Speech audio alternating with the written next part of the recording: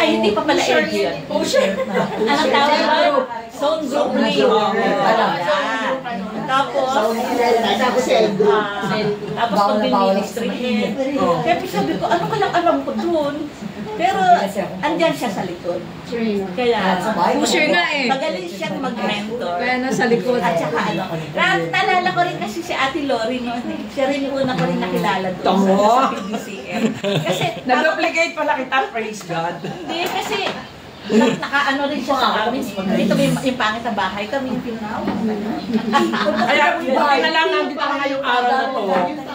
Pero alam mo, bali nakadalawang balik kami. Basta nawala na si Ate Lori. Nawala na sa latangasan na. Sabi ko, at least andyan sina Ate Early, sina Emmy. Nasa loob na doon.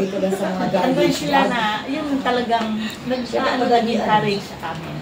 So, praise God dahil natutuwa ako dahil kahit na minsan yung birthday ko gagawin sa church. I mean, hindi mo ina-expect kasi hindi naman ako talaga tao birthday o ano, naghahanda ako, nag-vlog ako, konti-konti lang. Pero siya talagang, birthday ka, gagawa tayo ng ng activities. Talaga naman. So, yun yung ano niya na talagang nakakalimutan. Nakailang birthday ako sa church na talagang sa church ginagawa. Sabi ko, talagang, minsan wala, 60th birthday ko wala akong ginastos. Si Ate nagtawag lang yun ng mga August celebrant. Pero praise God, ako lang na kilala, kaya na-solo ko yung birthday. So, May mamaya kayong dalawa, bibigyan ko kayong dalawa ng floor. Nakakalimutan si Ate Early, lagi lang siyang andyan. Pagka, ako mainisin ako eh. Pag naiinis ako sa ministry, andyan sila na nag-encourage at saka nag-ano sa akin na, ano lang, good ka lang. Ang ministry head or ang member ay talagang kailangan. Pero ikaw na lang natitira dito. So, talagang natutuwa ako dahil yung mga kasama niya, si Ellen, dati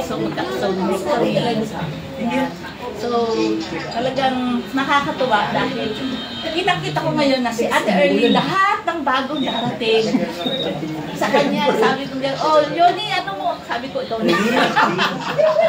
Yoni, bibigay ko sa'yo. Hindi sa iyo na. Ganun siya magaling siyang mag-encourage sa mga lalo-lalo na sa bago. Kaya natutuwa ako sa Elsie, si Bambi. Sabi ko, mga bago natin puros na nasalo ni Ate Early. Kasi siya talaga, makikita mo na talaga nandun yung puso niya. Nandun talaga to welcome everyone, to acknowledge everyone. Sabi yan si Ate Lois Jr. Ayan, lagi kasi nakikirinig ko si Ate Lois, si Ate Lois, si Ate Lois. Eh, yun ang trainer siya. Si Ate Lois, yun ang trainer namin. Ngayon, magiging bukang bibig naman ng mga next generation sa atin is si Ate Early, si Ate Early. Praise God, may Ate Early. At talagang natutuwa rin ako dahil talagang open siya sa lahat ng bagay. Hindi lang sa bahay or pero lahat malalapitan mo siya, nakakahingi ka ng advice. Walang sa pera. So, Ate Early, ang prayer ko na hindi ka lang talaga magbabago, ganyan ka na eh.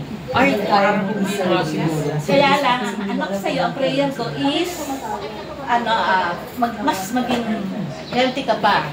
Para Amen. ka ng hagdan.